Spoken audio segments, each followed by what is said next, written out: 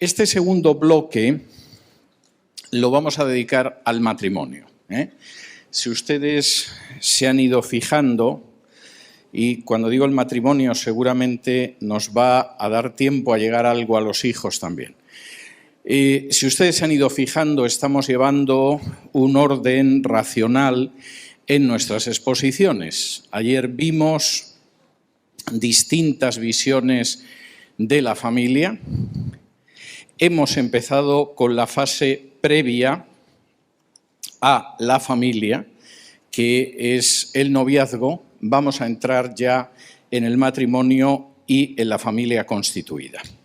De entrada, tengo que decirles que la institución familiar tiene que ver con el primer mandato de Dios dirigido al género humano.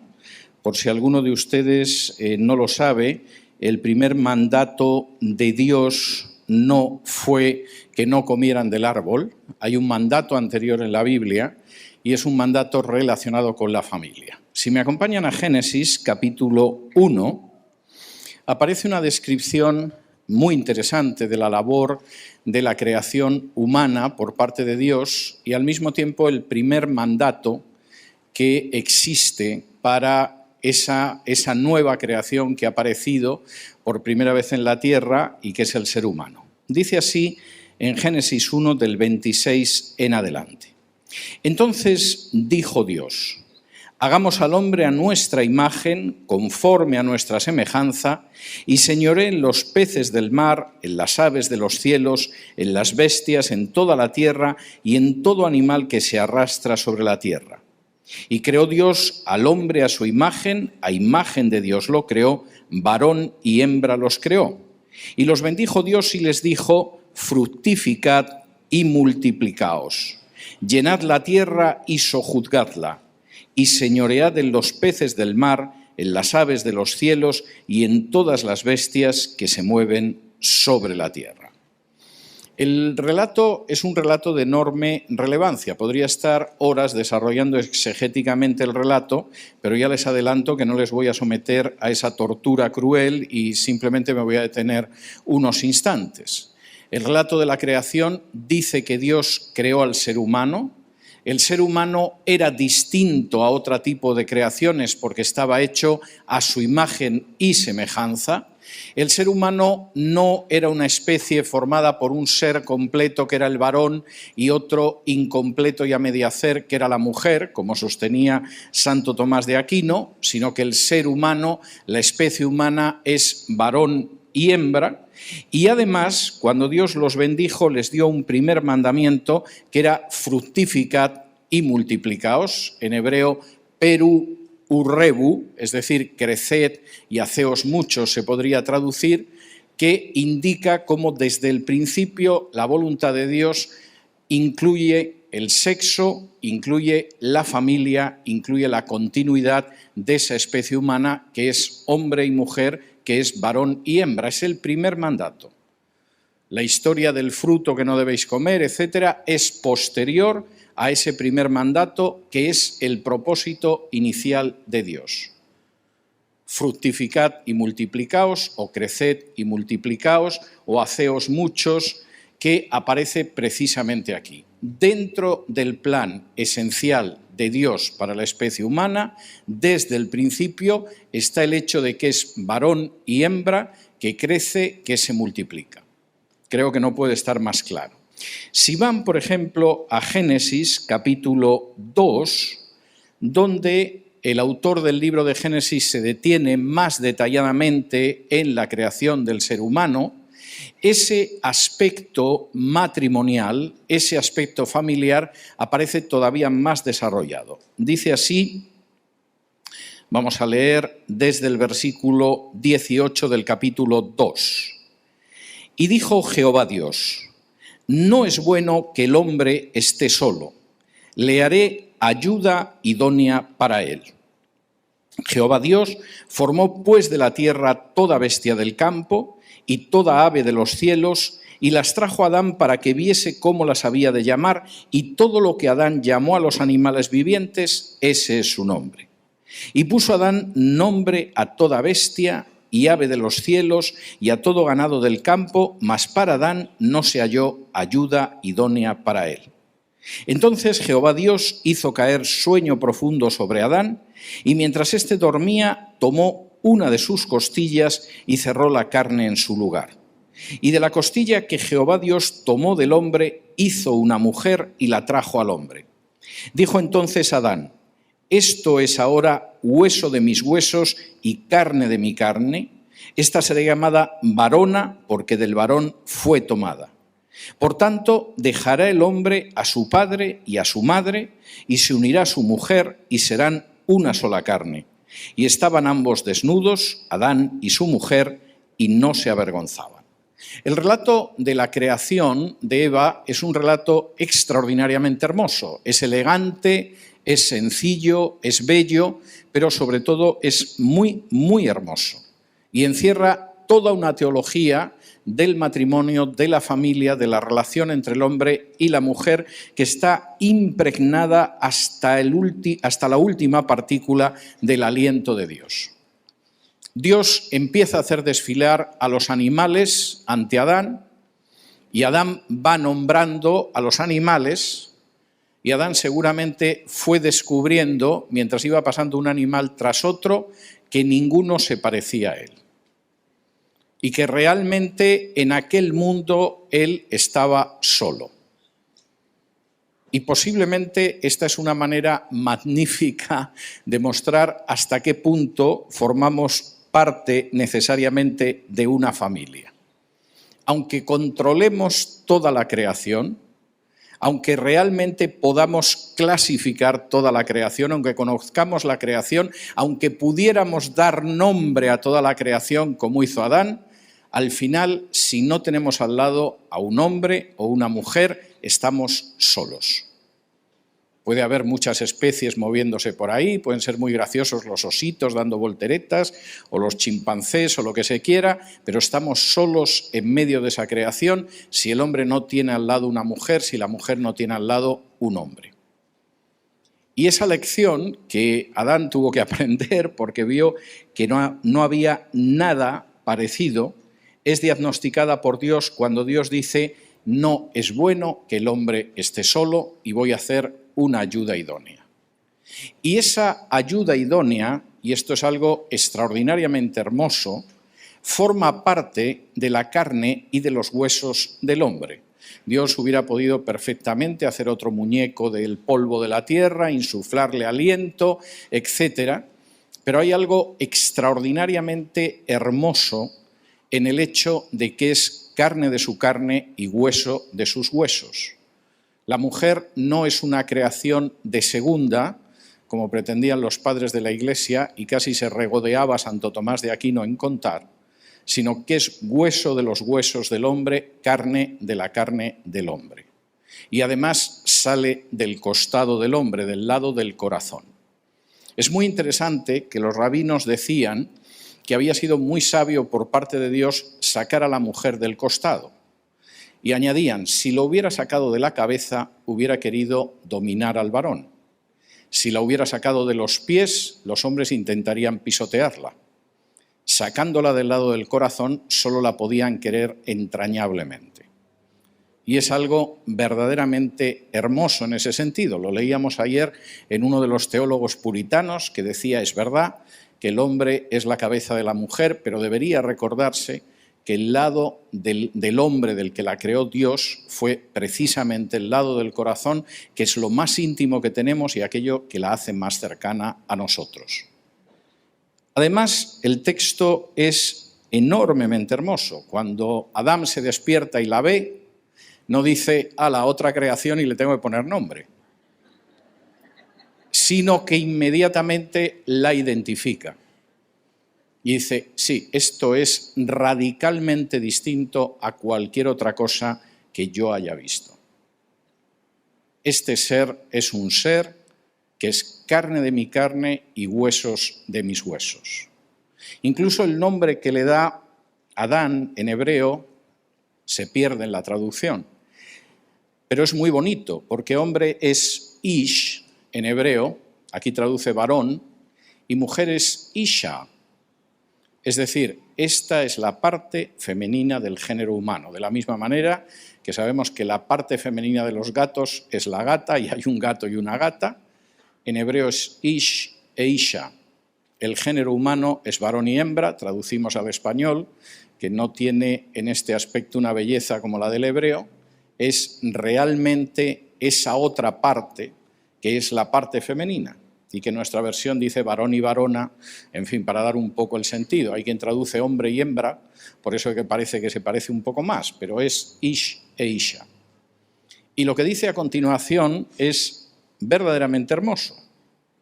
La relación entre un hombre y una mujer es tan estrecha en el matrimonio que el hombre dejará incluso a sus padres para unirse a ella.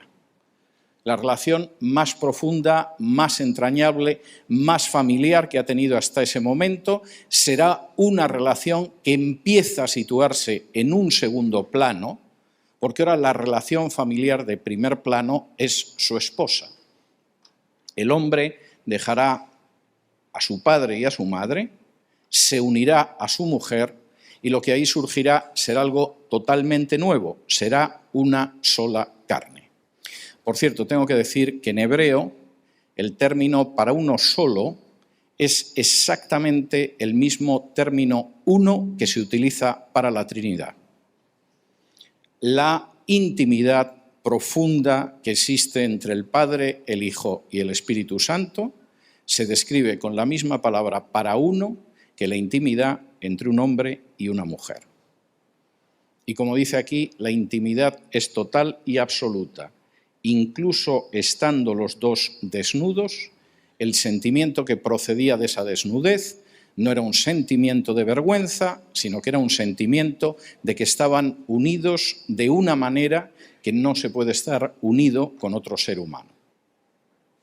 Desde luego, es difícil que se pueda decir que en la Biblia no se dice lo que es el matrimonio y sobre todo que no se dice desde las primeras páginas. Es verdad que hay que esperar unos versículos porque Dios creó antes el cielo y la tierra y la luz, etcétera, etcétera, pero no cabe la menor duda de que cuando se detiene y entra en una teología profunda y a la vez hermosa es cuando habla del hombre como varón y hembra, del género humano como hombre y como mujer. Y la descripción, sinceramente, es impresionante. La importancia del matrimonio era tan enormemente grande dentro de la visión de Israel, dentro de la Torá, de la ley de Moisés, que aparecían, por ejemplo, disposiciones que hoy en día nos resultarían muy peculiares. Por ejemplo, si me acompañan a Deuteronomio, capítulo 24,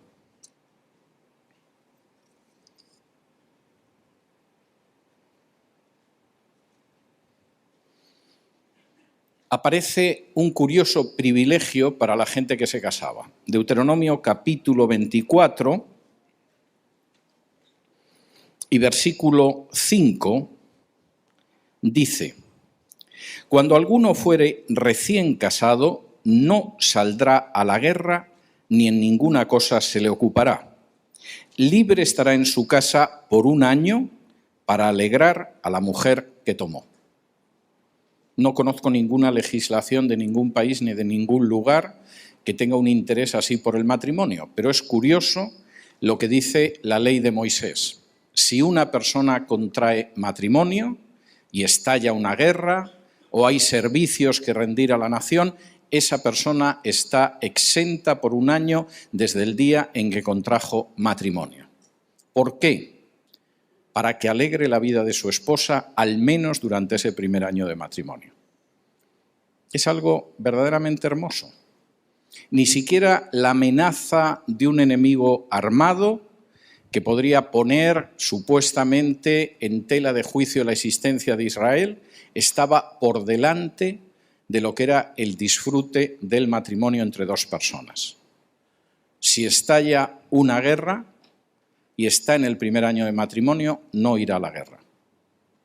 Si hay que rendir servicios especiales a la nación y está en el primer año de matrimonio, está exento de rendir esos servicios especiales. ¿Por qué? Porque ese primer año de matrimonio tiene que dedicarse a hacer la vida grata a la mujer que acaba de tomar. Como dice aquí, alegrar o dar gozo a esa mujer. Luego no sabemos cómo va a ser la vida, pero al menos en el primer año esa vida no va a quedar frustrada por una guerra o por cualquier otro servicio al Estado. Esa persona queda exenta para alegrar a su mujer. El matrimonio y la familia son algo muy serio para Dios y en los próximos minutos voy a intentar detenerme en lo que eso significa para los hombres, para las mujeres. Intentaré al menos dar algunas pinceladas sobre la maternidad y sobre lo que significa la paternidad y los efectos que esto tiene. Y si han sobrevivido ustedes, tendremos un descanso antes de la última sesión. La Biblia es muy clara, voy a empezar por los varones, la Biblia es muy clara sobre cuál es el papel que tiene el varón dentro de la familia. Si vamos a la primera carta a los Corintios, capítulo 11,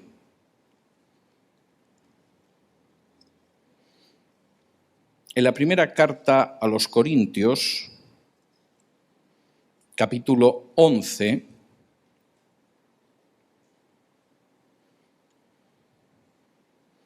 aparece una afirmación de Pablo. Pablo está hablando del orden en el culto, pero de todas formas quiere dejar claro un principio, y en el versículo 3 dice: quiero que sepáis que Cristo es la cabeza de todo varón, y el varón es la cabeza de la mujer, y Dios la cabeza de Cristo. Pablo está describiendo el orden de la creación, y en ese orden de la creación Dios es la cabeza de Cristo, Cristo es la cabeza del varón, el varón es la cabeza de la mujer.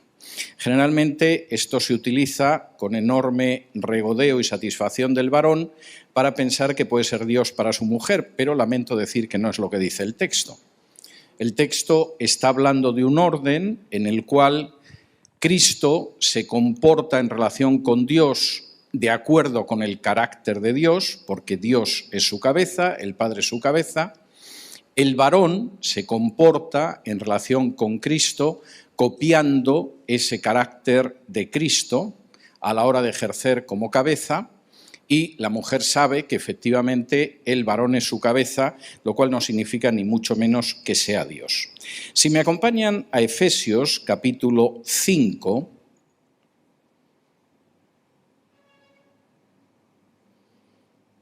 aparece precisamente una descripción de lo que significa el hecho de que el varón sea la cabeza en el matrimonio.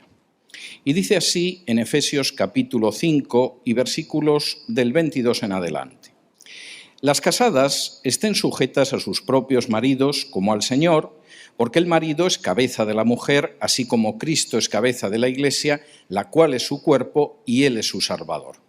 Así que como la Iglesia está sujeta a Cristo, así también las casadas lo estén a sus maridos en todo.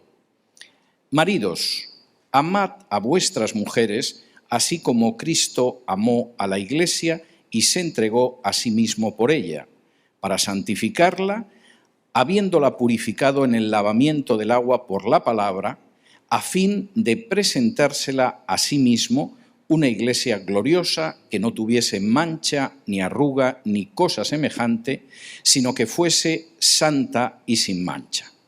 Así también los maridos deben amar a sus mujeres como a sus mismos cuerpos. El que ama a su mujer, a sí mismo se ama, porque nadie aborreció jamás a su propia carne, sino que la sustenta y la cuida, como también Cristo a la Iglesia. Porque somos miembros de su cuerpo, de su carne y de sus huesos. Por esto dejará el hombre a su padre y a su madre, y se unirá a su mujer, y los dos serán una sola carne. Grande es este misterio, mas yo digo esto respecto de Cristo y de la Iglesia. Por lo demás, cada uno de vosotros ame también a su mujer como a sí mismo, y la mujer respete a su marido. La descripción de Pablo es una descripción extraordinariamente profunda, a la vez que sencilla y yo diría que constituye un auténtico canal de bendición. Me da mucha pena cuando la gente se aferra solo a alguno de los versículos y no lee todo el conjunto, porque el conjunto es armónico, y si uno empieza a quitar parte de los versículos es como si uno coge un cuerpo humano y le arranca un ojo y le corta una oreja y luego le quita los 2 pies y pretende que aquello es un cuerpo humano. Es un cuerpo humano, pero ya muy deteriorado. El texto es un texto donde establece la armonía en el matrimonio.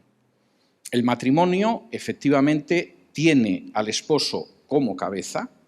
Por lo tanto, si estás pensando en casarte con alguien, a ver con quién te casas, porque va a ser tu cabeza, y como la cabeza sea una cabeza loca, o una cabeza que no cree en el Señor, o una cabeza que no es madura, o una cabeza que no es sabia, lo vas a pasar muy mal. Hasta podría decir, y te lo mereces, pero no lo voy a decir. Lo vas a pasar muy mal, simplemente porque la persona que es tu cabeza no te va a dar la cobertura que podría darte. Y la enseñanza del apóstol es muy claro. Es tu cabeza, igual que Cristo es su cabeza, sujétate a esa cabeza como Él se sujeta a Cristo, y si Él se sujeta a su cabeza, que es Cristo, y tú te sujetas a Él, todo va a ir bien.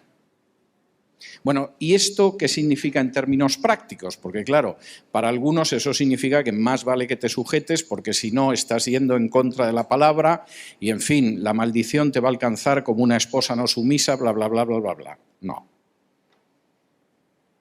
El texto es enormemente claro. Ese es el orden y en ese orden todos tienen que hacer lo que tienen que hacer.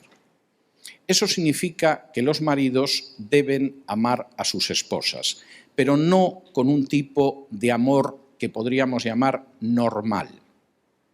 Es un tipo de amor absolutamente especial, porque es el mismo tipo de amor que Cristo tuvo por su Iglesia hasta el punto de entregarse por ella y morir por ella. No se trata de que la quieras algo, le tengas afecto, le hayas cobrado cariño. Se trata de que debes de amarla como Cristo amó a su Iglesia.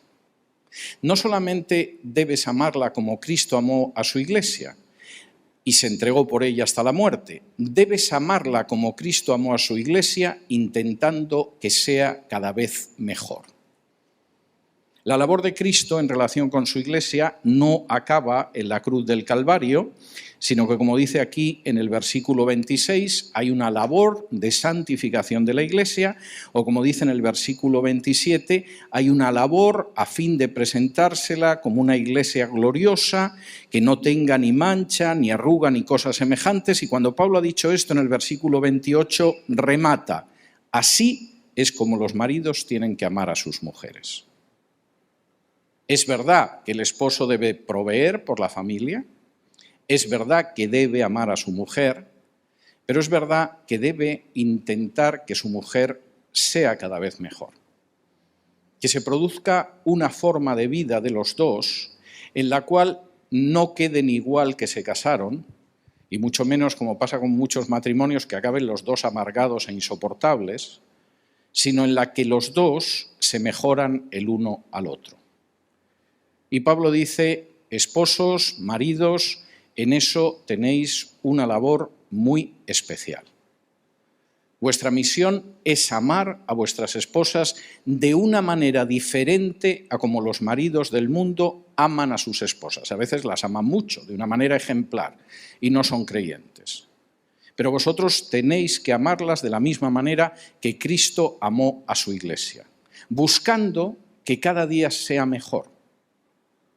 Porque eso será una forma de felicidad para vosotros mismos. Y efectivamente hay matrimonios que con el paso del tiempo se ayudan el uno al otro a ser mejores, para beneficio de ellos, de la Iglesia y no digamos de sus hijos. Ese es el amor que vosotros tenéis que tener. Y además es lógico que tengáis ese amor. ¿Conocéis algún imbécil que se pegue puñaladas en el pecho? ¿Conocéis algún idiota que se dé con un bastón en el estómago? La gente tiende a cuidar su cuerpo y a cuidar su carne.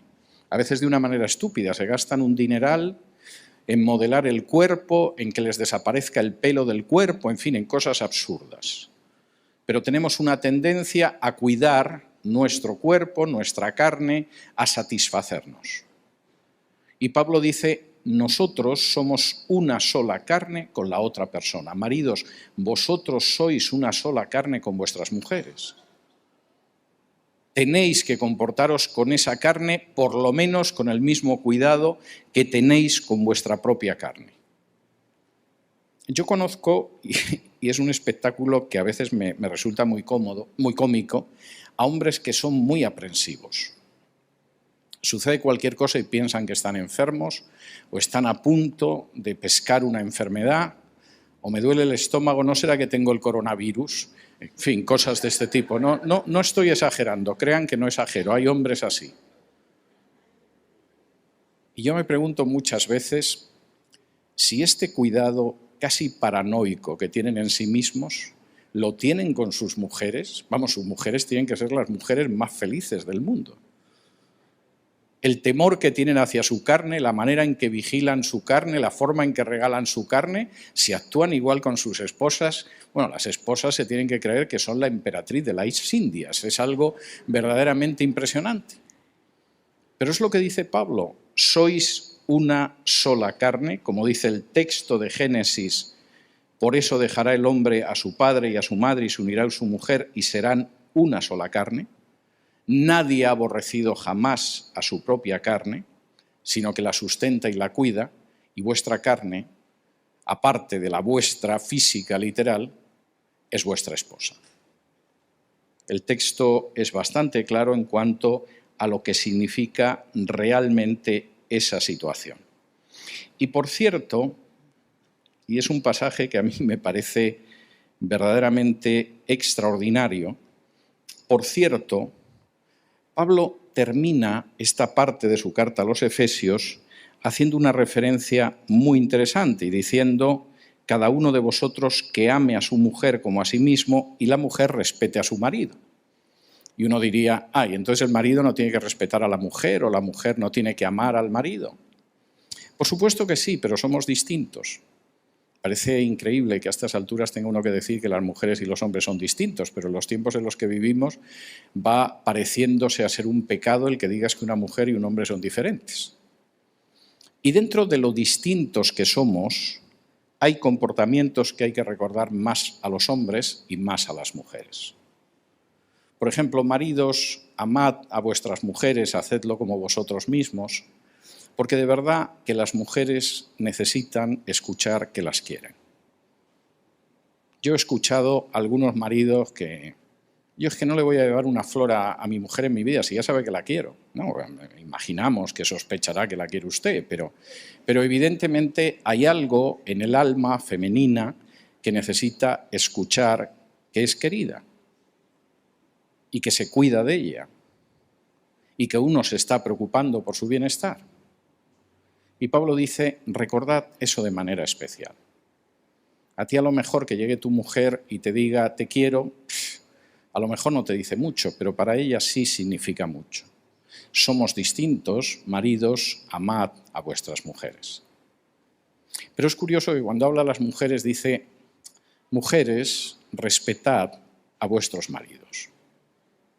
Cuando un hombre tiene la sensación de que su mujer cree en lo que él hace, respalda lo que él hace, respeta lo que él hace, ese hombre se multiplica por varios.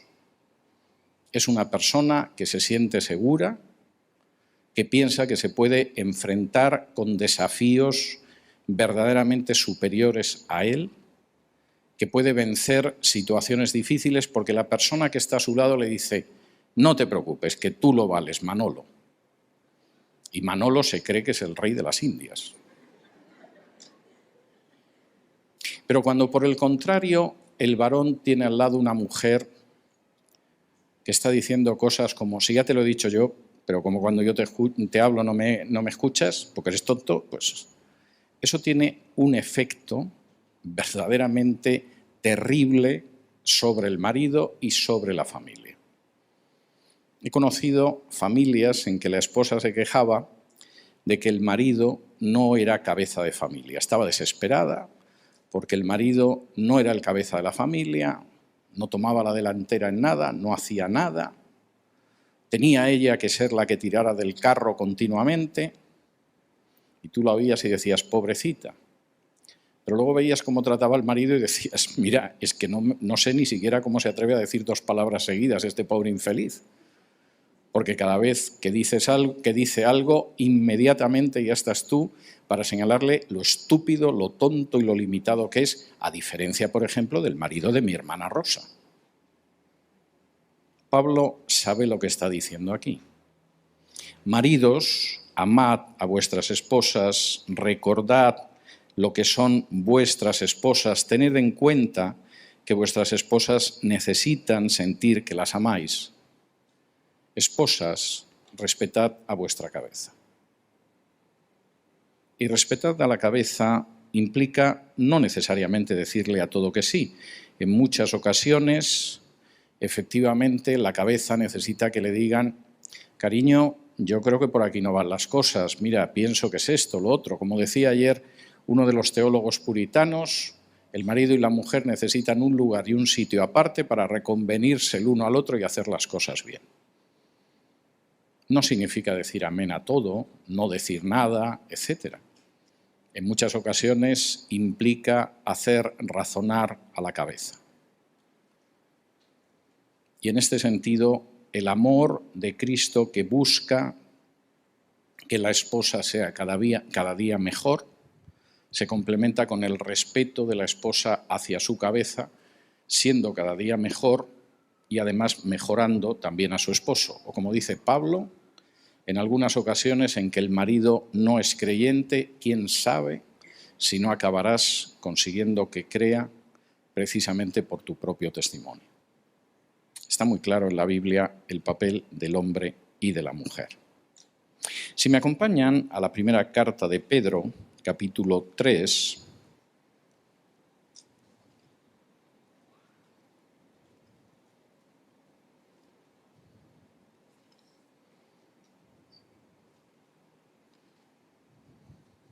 versículos del 1 en adelante, vuelve a aparecer este tema de una manera muy clara en cuanto a esa situación. Fíjense lo que dice, 1 de Pedro 3, del 1 en adelante.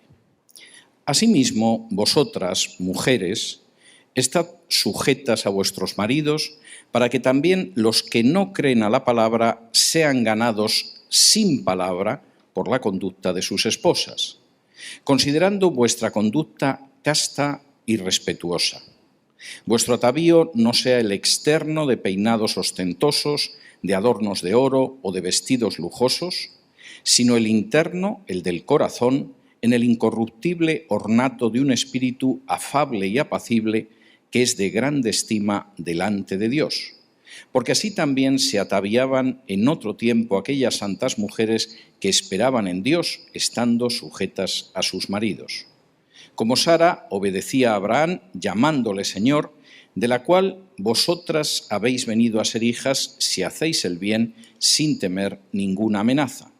Vosotros, maridos, igualmente, vivid con ellas sabiamente, dando honor a la mujer como a vaso más frágil y como a coherederas de la gracia de la vida, para que vuestras oraciones no tengan estorbo.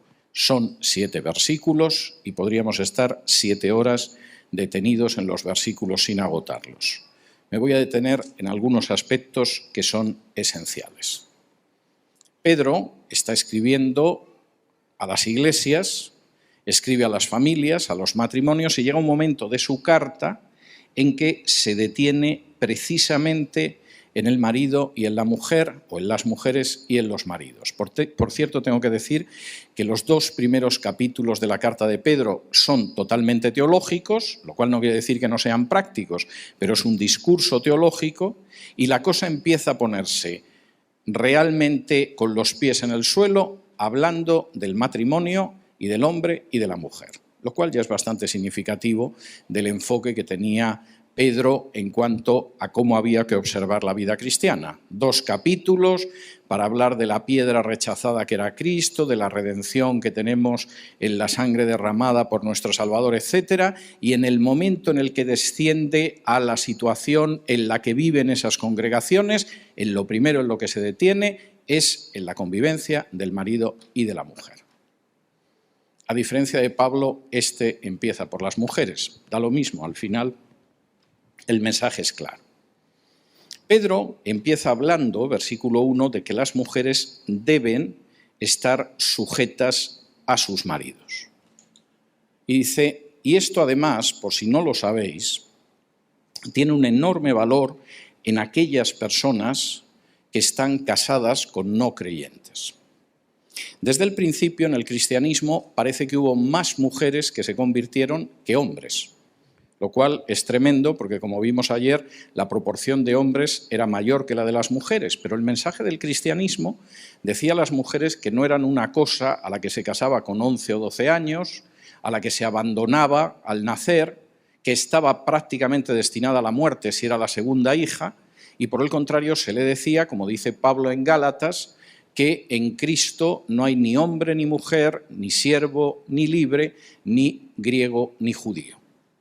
Y para muchas mujeres aquello era algo increíble. Había una gente que predicaba que las mujeres eran un ser digno y no simplemente moneda de cambio de las apetencias y de los intereses de las familias, incluso de las familias privilegiadas y de los varones. Incluso estos cristianos, que no debían de estar muy bien de la cabeza, hasta sostenían que el adulterio del hombre era tan grave como el adulterio de la mujer. Y por supuesto consideraban que era un crimen que se diera muerte a una criatura simplemente porque era una niña. De manera que muchas mujeres acudían y en muchos casos la mujer se convertía, como en el día de hoy, y su marido no se convertía. Y la esposa empezaba a pensar, bueno, ¿qué hago yo para que mi marido, que no es creyente, se convierta? Ya lo sé, le voy a comprar más que un rabino de César Vidal, porque lo mismo lo lee y se convierte. Pedro dice, mira, el mejor testimonio que puedes dar a tu marido es un testimonio sin palabras. Hombre, Pedro, no me digas esto porque yo le estoy volviendo loco desde que se despierta hasta que se va a dormir diciendo que tiene que aceptar al Señor, porque si no va a ir al infierno, no me digas esto, Pedro, que me desmoralizas. Pero el mensaje de Pedro es muy claro. El mejor testimonio que podéis dar a un marido sin palabra es vuestra conducta. ¿Y cuál es la conducta que deberíamos tener? Versículo 2. Una conducta que sea casta y respetuosa. No engañéis a vuestro marido, pero recordad que también tenéis que respetar a vuestro marido. No lo despreciéis porque no es creyente. No sé, anda el pagano este que tengo que aguantar por las noches. No. Que vuestra conducta sea una conducta casta y respetuosa. Y no seáis tan tontas como para pensar que vais a retener a vuestro marido porque os compréis ropa interior francesa. Hay mujeres que lo piensan, se equivocan. Había una comedia del gran comediógrafo español Alfonso Paso en que salía una señora y decía, yo a mi marido le tengo retenido porque entre que aparento que soy tonta y llevo ropa interior cara, pues se supone que eso mantiene a mi marido. El marido estaba esperando a que se fuera la mujer para llamar a otra mujer en la comedia, pero la idea de Pedro es bastante clara. Primero, si queréis ganar a vuestro marido que no es creyente, lo vais a ganar sin palabras por vuestra conducta. Vuestra conducta tiene que ser una conducta casta y respetuosa. Y si queréis adornaros con algo, ataviaros con algo que efectivamente haga que vuestro marido se sienta feliz, quién sabe si que llegue a aceptar al Señor, recordad, versículo 3, que vuestro atavío no debe estar centrado en lo externo de los peinados, de los adornos de oro o de los vestidos lujosos. Hay mujeres que piensan que ir a la peluquería, cambiar de ropa, utilizar cierto perfume, va a ser lo que va a conquistar y a contentar a sus maridos. Puede que sea agradable, Es decir, no estoy negando que una mujer bien arreglada, bien vestida, etcétera, puede resultar atractiva, pero seguramente no más allá de atractiva. Al final, lo que acaba ganando el corazón de la mayoría de los hombres, como dice aquí el versículo 4, es el atavío, el adorno interno, el del corazón, que no se corrompe y que es un espíritu afable y apacible. Cuando el hombre llega a casa, se encuentra con una mujer tranquila y cariñosa, afable y apacible, o se encuentra con una señora insoportable, eso sí, que lleva un perfume de París que se puede oler desde la planta primera y ellos viven en el piso quinto. ¿Qué es lo que se encuentra? Y lo que dice Pedro en ese sentido es muy claro. Es ese espíritu afable y apacible el que acaba realmente ganando a los esposos, incluso a los no creyentes. Es la idea de que efectivamente comparto mi vida con una persona que da paz y gozo a mi corazón. Y con la que puedo seguir toda mi vida, porque al final la paz y el gozo no se compran en ningún sitio. Mujeres que se visten caras y que se peinan en sitios caros, hombre, son más o menos caras, pero vamos, se encuentran 13 por docena. Y Pedro, en este sentido, lo está diciendo con enorme claridad. Es más, incluso dice, acordaos de Sara, y Sara no parece que estuviera tanto tiempo con Abraham y que Abraham la quisiera tanto, precisamente porque se dedicaba sobre todo a adornarse externamente. Era todo lo contrario. Era un corazón que producía paz, era un corazón que producía alegría. Bueno, ¿y qué pasa con los maridos en esta entrega? Es tremendo lo que dice Pedro, versículo 7. Vosotros, maridos, igualmente vivid con ellas sabiamente, dando honor a la mujer como a vaso más frágil y como a coherederas de la gracia de la vida, para que vuestras oraciones no tengan estorbo. Primero, vivid con vuestras esposas sabiamente. Vivir el matrimonio exige sabiduría. Y cuando no se ejerce la sabiduría, las cosas se pueden torcer. De manera que como sois la cabeza y como tenéis responsabilidades como cabeza, lo primero que tenéis que ejercer es la sabiduría. En vuestro trato con vuestras esposas, actuar con sabiduría. Sabiduría no es decir, mira, tú lo que tienes que hacer es someterte y si no, esto yo lo voy a tener que poner en conocimiento del pastor porque tú no has entendido lo que dice la Biblia. No, ni tú, borrico.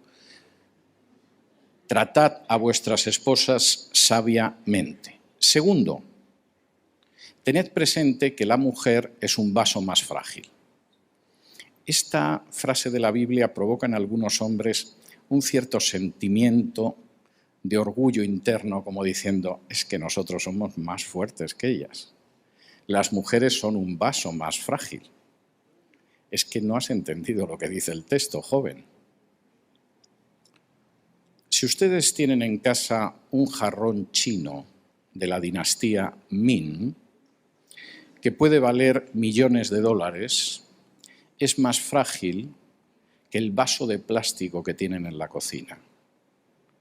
¿Van a ser ustedes tan idiotas como para preferir el vaso de plástico sobre el jarrón chino de la dinastía Ming, que puede valer millones de dólares solo porque el jarrón chino es más frágil que el vaso de plástico?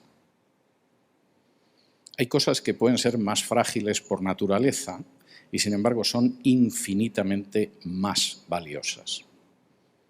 Y el mensaje de Pedro en este sentido es muy claro. Es verdad, las mujeres, por su propia naturaleza, son más frágiles. Por ejemplo, las mujeres son el doble de susceptibles a sufrir una depresión que un hombre, por término medio. Pero esa fragilidad no quiere decir que sean seres inferiores, ni seres que no tienen valor. Recuerda muchísimo la fragilidad de las cosas valiosas, porque hay cosas increíblemente valiosas que al mismo tiempo son frágiles y que hay que cuidar. Y en muchas ocasiones la mujer es como ese jarrón chino de la dinastía Ming. si efectivamente te das cuenta de que al mismo tiempo que es increíblemente valiosa, también es frágil, tienes una fortuna en casa que no se puede comprar. Si no te das cuenta de que es enormemente valiosa, aunque sea frágil, lo puedes acabar rompiendo para desgracia de ella y desgracia tuya. Bueno, pero si le pasa algo, problema suyo. No, no es problema suyo. Tú eres la cabeza de esa mujer y, como dice aquí, dado que la mujer no es una heredera de la gracia de Dios de segunda, sino que es una coheredera de la gracia de la vida, hereda exactamente igual que tú, si tú estás con esa mujer y no eres consciente de las necesidades de esa mujer y no te comportas como Cristo se comporta con su Iglesia y olvidas su inmenso valor, aunque sea frágil, tus propias oraciones se van a ver obstaculizadas. Pero bueno, ¿y por qué mis oraciones se tienen que ver obstaculizadas porque le digo cualquier cosa y se pone a llorar? Pues porque no tienes la menor sensibilidad espiritual. Porque efectivamente no eres consciente de que en la herencia de la gracia de la vida está a tu misma altura, no hay una diferencia entre un hombre y una mujer. Porque no eres consciente de que la naturaleza de la mujer es distinta de la del hombre. Y por lo tanto tienes que tener eso en consideración. No es como tus compañeros de ir a jugar al fútbol. Y porque además la tienes que tratar de una manera sabia. Y si no eres consciente de todo eso, como dice al final el versículo 7, lo que va a suceder es que tus propias oraciones van a ser absolutamente estorbadas. Bueno, y es que de verdad, realmente, las mujeres son tan importantes. ¿Va a ser verdad eso que dicen los puritanos de que las mujeres no son el mal necesario, sino son el bien muy necesario? Pues si atendemos a lo que dicen las Escrituras, eso no tiene vuelta de hoja. Y les voy a pedir que naveguen un poco conmigo en las Escrituras al respecto. Vamos a ir a Proverbios, capítulo 12, para empezar a ver algunas de las cosas que dicen las Escrituras precisamente sobre las esposas y que dice mucho tanto para las esposas como para los esposos. En Proverbios, capítulo 12 y versículo 4, te muestra la diferencia entre tener una buena esposa y una que no lo es. Fíjense lo que dice Proverbios 12 y versículo 4. La mujer virtuosa es corona de su marido, mas la mala como carcoma en sus huesos. Es una definición para pensar en ella. ¿Conoces una mujer que es buena, que es fiel, que es creyente, que vive de acuerdo a la voluntad de Dios? Es como si su marido fuera con una corona de rey. Lo ven y dicen, ese es el señor de la casa, se le ve que es un hombre feliz, es una familia armónica, la corona es la mujer. ¿Y qué sucede cuando la mujer no es así? Pues es como si en los huesos tuvieras carcoma. La carcoma es un insecto que ustedes saben que ataca sobre todo a las maderas. No se suele ver cuando ataca, pero un día te tumbas en la cama y toda la cama se te cae encima porque la carcoma ha ido devorando las patas de la cama. Y una mujer que efectivamente es mala, muchas veces tiene ese efecto en la vida familiar. No es la corona del marido. De pronto un día nos llaman por teléfono y nos dicen, Antonio se acaba de morir de un infarto. Y de pronto uno dice, no me extraña, llevaban años carcomiendo su sistema cardiovascular. Su esposa, que se llamaba Juanita. Y esta es una realidad que aparece de una manera clarísima. Joven, cuídate si tienes novia, ¿con quién te vas a casar? Porque si efectivamente la mujer es buena, va a ser una corona para ti. Si es mala, te va a carcomer los huesos. Mujer, si estás casada, decide qué es lo que quieres ser. Si la corona de tu marido o un personaje que le va carcomiendo poco a poco hasta que llega un momento en que efectivamente el marido se muere y todo el mundo dice, pero hombre, si solo tenía 39 años, ¿cómo se ha podido morir ya? Y los que conocen la realidad de su matrimonio dicen, no, pero si lo raro es que no se haya muerto antes. No hay nada más que ver la mujer que tenía. De manera que es algo verdaderamente importante. La mujer no solamente es la corona del marido, es algo tan hermoso como puede ser una viña fecunda. Si me acompañan al Salmo 128 y versículo 3, dice lo siguiente, en la primera parte, dice, tu mujer será como vid que lleva frutos a los lados de tu casa. La imagen es extraordinariamente bonita. Yo no sé si alguno de ustedes ha conocido lo que son las vides alrededor de una casa. Cuando yo era niño, en una casa de campo donde pasé varios veranos siendo muy niño, había vides. Y las vides no solo daban uvas, que eso estaba muy bien. Las vides daban sombra, daban frescura, daban incluso una especie de paz. Y el salmista dice que efectivamente para aquellas personas que viven de acuerdo a la voluntad del Señor, su mujer será como esa vid que está al lado, a la orilla de la casa. No solo da fruto, da sombra, da sosiego, da la calma para poder reposar. Es una imagen extraordinariamente hermosa. Las mujeres tienen que preguntarse si quieren ser unas vides como las que aparecen aquí, o por el contrario lo que quieren es dejarle a su esposo para que le dé la insolación directamente. Pero efectivamente la imagen es extraordinariamente hermosa. No solo eso, la buena esposa es algo que no se puede comprar con dinero y que no se puede evaluar en términos materiales. Si me acompañan al libro de los Proverbios,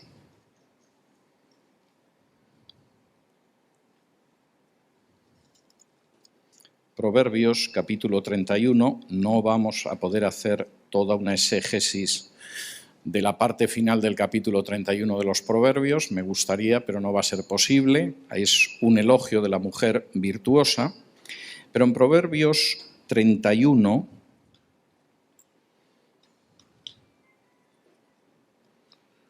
y versículos 30 y 31,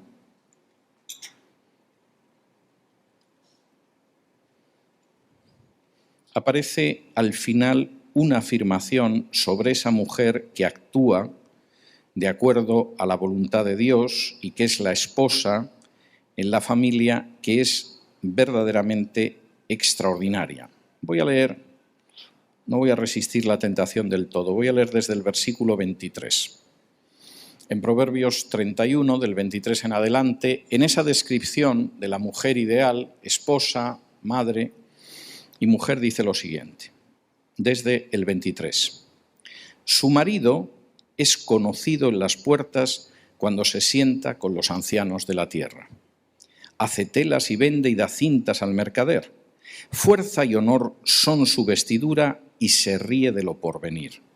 Abre su boca con sabiduría y la ley de clemencia está en su lengua. Considera los caminos de su casa y no come el pan de balde. Se levantan sus hijos y la llaman bienaventurada, y su marido también la alaba. Muchas mujeres hicieron el bien, mas tú sobrepasas a todas. Engañosa es la gracia y vana la hermosura. La mujer que teme a Jehová, esa será alabada. El final de este canto es extraordinario. A su marido lo conocen.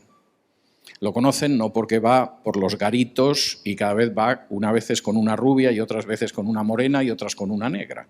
No, lo conocen porque es el marido de ella. Y pueden decir, este está casado con esta mujer, qué suerte tiene este canalla. Es que tiene una mujer que no se la merece. Y el marido es conocido por el tipo de mujer que tiene. Y cuando se sienta con gente importante, la gente importante no piensa si tienen más o menos dinero, si tienen más o menos inteligencia, si tienen más o menos patrimonio, sino que piensan es el marido de esta mujer. Pero qué suerte tiene. Eso indica que hay una mujer muy extraordinaria en casa. Y cuando esa mujer abre la boca, como dice el versículo 26, no es para poner frenéticos a los hijos, no es para enloquecer a su marido, sino que abre su boca con sabiduría y actúa con clemencia. Parece mentira, nos casamos al mismo tiempo que mi hermana, hay que ver qué bien le va a mi hermana y yo soy una desgraciada. ¿Y la culpa de quién es? La culpa es tuya. ¿De quién va a ser? Si es que nunca debí casarme contigo. No, la mujer, de acuerdo a la voluntad de Dios, abre la boca con sabiduría y en su lengua hay clemencia. ¿Y qué pasa en relación con la manera en que va viéndose la vida? Como dice el versículo 25 también, se ríe del porvenir. Es una mujer que confía en su marido, que cree en su cabeza, que la honra y que por lo tanto se ríe de lo porvenir. Y cuando ve venir lo que puede ser la situación, y la situación se puede poner mala el lunes, el martes, hasta el domingo, ella dice, eso no va a tocar a mi casa. Y no va a tocar a mi casa porque estamos bajo la protección del Señor, porque mi cabeza es un hombre de acuerdo a la voluntad de Dios, porque yo me comporto como una mujer de acuerdo a la voluntad de Dios, y porque nuestros hijos han sido educados de acuerdo a la voluntad de Dios. Y yo miro el porvenir y no se me encoge el corazón, ni me siento angustiada, ni digo, ay, Dios mío, ¿qué va a ser de mis hijos con el marido que tengo? Sino que en todo caso miro el porvenir, hasta me da risa del porvenir. No solo eso, como dice el versículo 27, ve lo que pasa en casa, y desde luego a ella no le podrán decir que es una mujer mantenida, porque con lo que ella hace en su casa y con su marido y sus hijos, no se come ni una migaja que sea de balde. A las amas de casa se las suele despreciar mucho. Si la sociedad es machista, como desgraciadamente son nuestras sociedades hispanas, el ama de casa es la tonta bruta que lo único que hace es dedicarse a hacer mal la comida, a no hacer a tiempo las camas, a no limpiar como se debe. Y si la sociedad de pronto le da por ser feminista, como está también sucediendo en Hispanoamérica, el ama de casa es la estúpida, enajenada, alienada, que no se realiza como mujer. Y sin embargo es un ser tan maravilloso el ama de casa. No se pueden ustedes imaginar la cantidad de dinero que se han ahorrado a lo largo de los siglos los estados en penitenciarías, en policías, en jueces, simplemente porque había una madre en casa haciendo lo que tenía que hacer. Y eso no lo supera ningún sistema penitenciario, ningún sistema de orden público, ningún sistema judicial. Y desde luego, vaya si no se comen el pan de balde.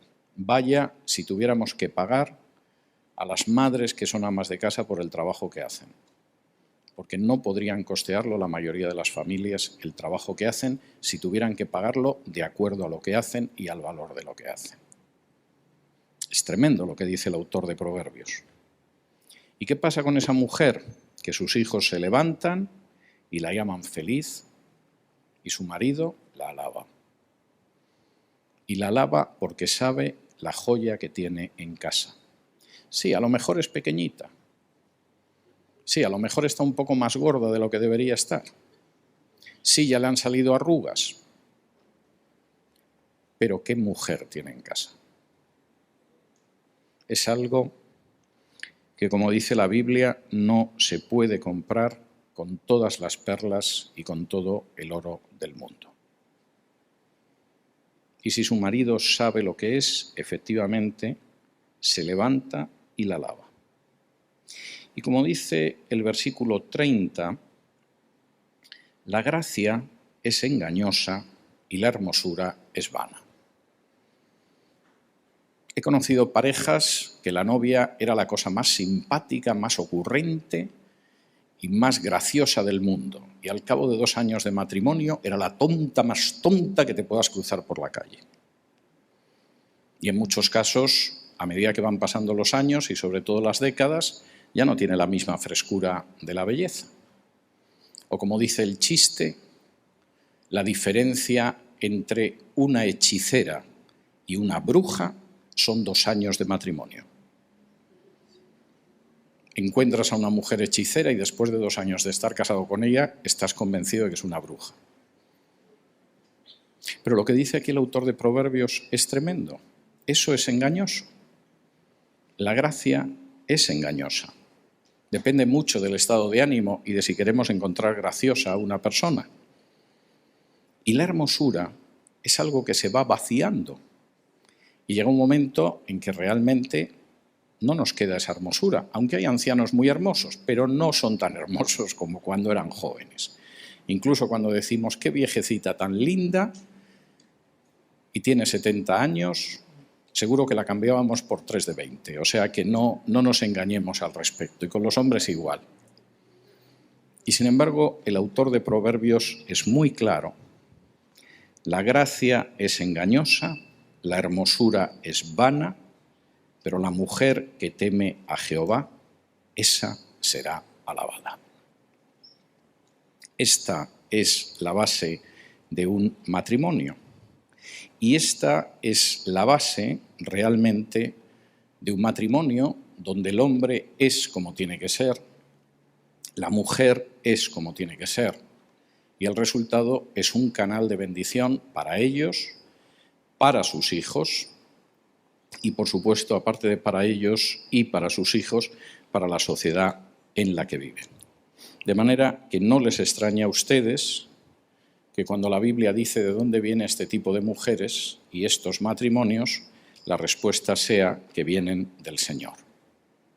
Si me acompañan a Proverbios, de nuevo, capítulo 19,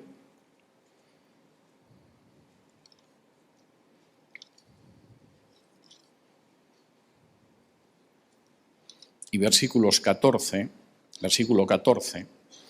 aparece una afirmación que a mí me parece innegable. Dice así en Proverbios, vamos a leer el versículo 13 también, porque tengo que hablar ahora de los hijos. Proverbios 19, versículos 13 y 14. Dolor es para su padre el hijo necio, y gotera continua las contiendas de la mujer. La casa y las riquezas son herencia de los padres, mas de Jehová la mujer prudente. El cuadro familiar que está dando el autor del libro de los Proverbios es tremendo. Un hijo estúpido causa un inmenso dolor a cualquier padre. Incluso aunque el padre diga, no quiero saber más de este hijo, no quiero saber más de esta hija, para mí es como si se hubieran muerto, el dolor sigue por dentro. Simplemente está negando la realidad del dolor y de la amargura. Si además el marido tiene una mujer que continuamente está con contiendas, es como si tuvieras una gotera continua en la casa. Intentas descansar por la noche, pero el agua sigue cayendo blom, blom, blom, blom, y no hay manera de pegar ojo. La gotera es insoportable. Si la gotera es una mala esposa, es algo terrible. Y el autor de Proverbios dice entonces algo tremendo. Los padres te pueden dejar una casa y te pueden dejar riquezas, los que te la pueden dejar. Pero no te pueden dejar una mujer prudente. Eso es un regalo del Señor.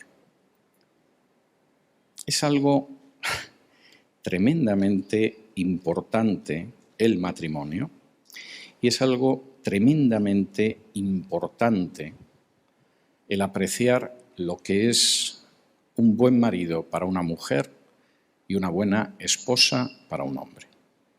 Y es algo incalculable. Puede ser una fuente de alegría, de felicidad, de paz, como dice Pedro, o puede convertirse en auténtica carcoma para los huesos o en una gotera que no te deja pegar ojo por las noches. Y eso hace que aquellas personas que no se han casado deberían de ser sabias a la hora de escoger a su compañero, a su compañera para toda la vida, y aquellas que están casadas deberían vivir sabia y prudentemente para que su existencia verdaderamente fuera una bendición y no una especie de cárcel sin rejas. Hemos hablado de los hijos, hemos hablado del noviazgo, del matrimonio.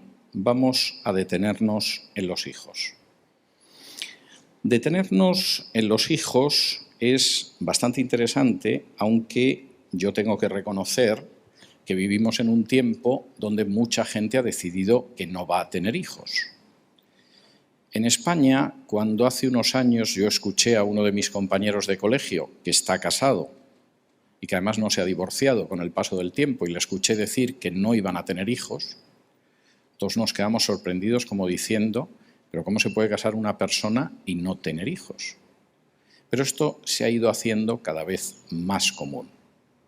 Los hijos no son contemplados como algo hermoso, que nace del amor de los padres y que va formando una familia, sino que los hijos cada vez son más contemplados como una carga. Si vienen los niños, como le he oído yo decir a alguna persona de manera suave, te cambia la vida, es que te cambia la vida. Piénsatelo, porque ya la vida no es la misma.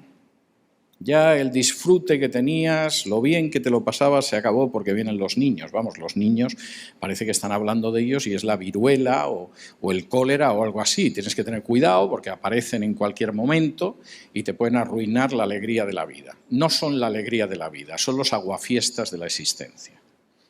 Y por supuesto, si aparecen los niños y tienes esa visión de los niños, pues es muy posible que optes por el aborto porque te estás defendiendo en realidad de un mal que viene sobre tu vida. Esa visión puede ser muy extendida, se puede estar absolutamente multiplicando en todos los medios de comunicación, en películas, en libros, etcétera, etcétera, pero es una visión totalmente falsa, dañina, maligna y totalmente contraria al propósito de Dios. Cuando Dios crea al hombre y a la mujer, les dice precisamente que crezcan, que fructifiquen y que se multipliquen. Hay parejas que pueden tener más hijos, hay parejas que no llegan a tenerlos, hay parejas que parece ser que no quieren nada más que tenerlos, pero en cualquiera de los casos los hijos son una consecuencia hermosa del amor entre un hombre y una mujer y de la creación de una familia. Y desde luego la Biblia lo ve así. Si me acompañan, por ejemplo, al Salmo 127, Salmo 127 y versículo 3, dice así: He aquí, herencia de Jehová son los hijos, cosa de estima el fruto del vientre. Los hijos no son una desgracia, no son un accidente, no es algo que te cae porque no estabas preparado, sino que los hijos son una herencia de Dios y es algo que debe ser estimado. Si me acompañan dentro del mismo libro de los Salmos, al Salmo 37, y las referencias que hay en la Biblia al respecto, acompáñenme a Proverbios 17:6. Proverbios 17:6, aparece de nuevo una referencia muy clara a la bendición que son los hijos. Dice en Proverbios 17:6, corona de los viejos son los nietos y la honra de los hijos sus padres. Hay una relación enormemente estrecha entre los padres y los hijos.